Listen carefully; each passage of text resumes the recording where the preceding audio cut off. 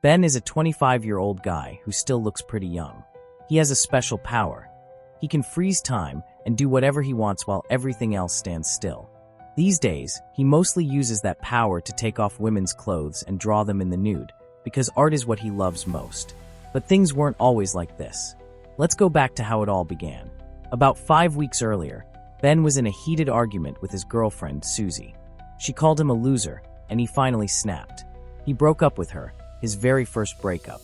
That made Susie even angrier. She started throwing stuff at him. In that moment, everything around Ben started to slow down, like time was stretching. Not long after the breakup, Susie found comfort in another guy. Ben saw them together at the cafeteria.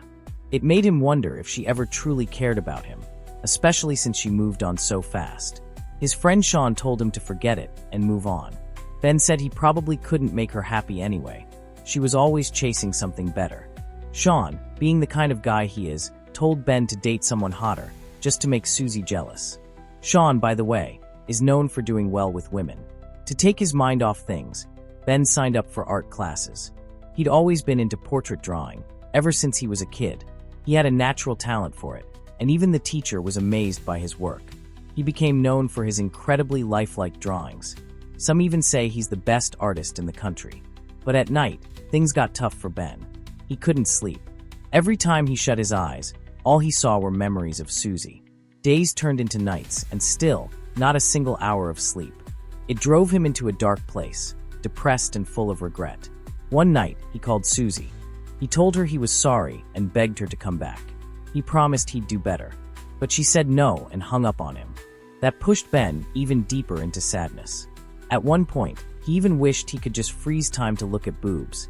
Anything to distract his mind. He tried to stay busy, reading books, watching movies, even taking solo trips to new cities. But no matter what, nighttime brought insomnia and that same crushing sadness. One night, while out walking, Ben stopped at a local supermarket and noticed a sign. They were hiring night shift workers. He figured it was a good way to fill the long hours and maybe make some money. He applied right away. The next day, he had an interview with the manager, Jenkins, and got the job. For the first time in a while, Ben felt a spark of happiness. He got into the rhythm of his new job and noticed how everyone had their own way of killing time. The cashier, Sharon, would hide the store clock behind random things so she wouldn't see how slowly time passed. Then there were Barry Brickman and Matt Stevens, two pranksters who never took work seriously. They'd even mess with female customers by secretly slipping adult toys into their shopping bags.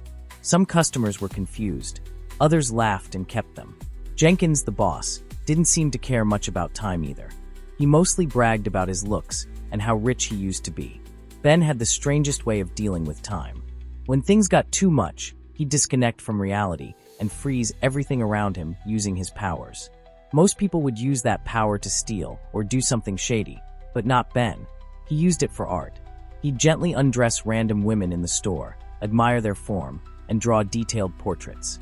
To him, it wasn't about lust. It was about capturing beauty and feeding his passion for art. Once done, he'd redress them, crack his fingers, and let time flow again. It wasn't something he was proud of, but at least he wasn't falling apart anymore. Slowly, he started moving on from Susie. Outside work, Ben still hung out with his best friend Sean. They'd been close since they were kids. Sean was the total opposite of Ben. He was all about women, strip clubs, and chasing hookups. He had no shame in admitting any of it. One night at work, Ben ran into Sharon in the locker room. There was something about her. He liked her, but couldn't bring himself to say anything. They shared a quiet moment, at least special to Ben. Later, while Ben was working, Matt suddenly popped out of nowhere and announced that he asked Sharon to the movies. This crushed Ben.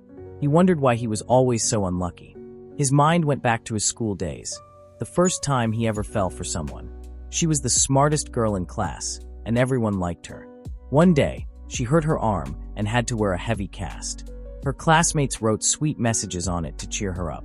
Ben wanted to write something too, but he was too shy to even say hello. A few days later, the girl took off her cast. Everyone was happy to see she had healed, but then they noticed she had grown some hair on that arm, and they all started laughing. She began to cry. That's when Ben stepped in. He pulled her aside and comforted her, telling her he'd always be there for her, no matter what. From then on, they became close friends, and after a while, they fell in love. One day, out of the blue, she came up to Ben and asked if he wanted to kiss her. He said yes right away. They planned to meet at their favorite weekend hangout spot.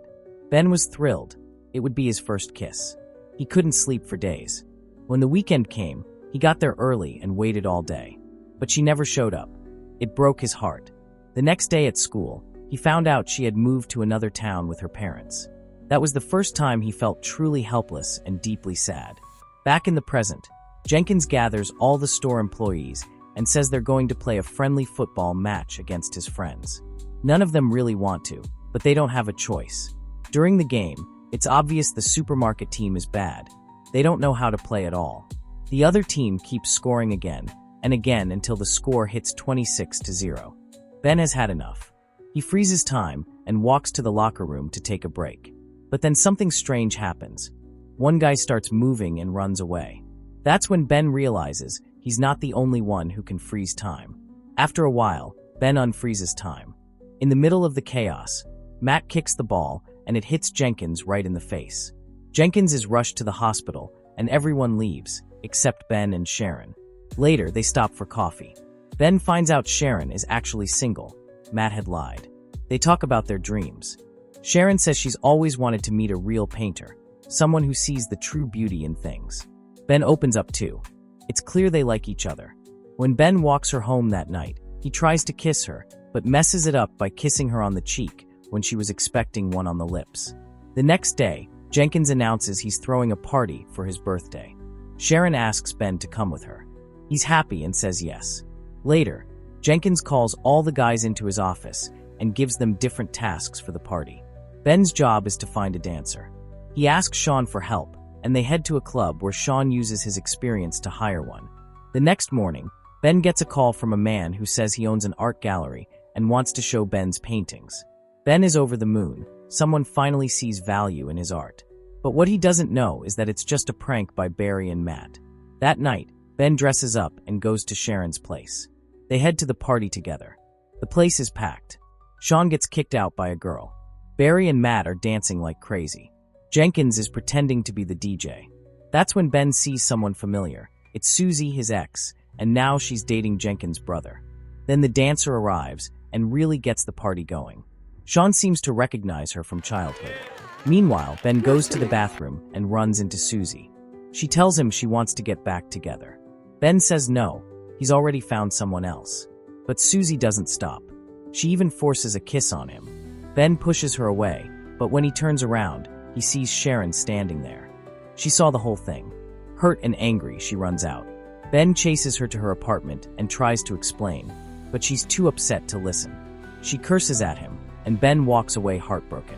Once again, Ben sinks back into sadness. He's lost the only girl who brought him out of the dark. Later, Ben goes to the gallery with some of his best drawings, hoping the call was real. But the gallery owner says he never contacted him. Ben realizes it was all a cruel joke. As he's about to leave, the owner notices a few sketches of Sharon. He asks to see more, and loves them. He offers Ben a spot to show his work for one night. A few days later, Sharon gets an official invite to Ben's art show. She's still angry, but she decides to go. When she walks in, she's surprised. Every painting is of her. Ben had stopped drawing other women. All his art had been about Sharon. She was the only one he saw anymore. She quietly asks, "But how do you know exactly what my body looks like?" Ben tries to explain what really happened at the party, but Sharon cuts him off. She says he doesn't need to. She already knows how much he loves her. She saw it in the paintings. Right then and there, they kiss, right in the middle of the gallery. In the final scene, Ben freezes time again. But this time, Sharon can move too. The two of them walk into the snowy night. All around them, snowflakes hang still in the air. They share one last kiss. And that's how the story ends.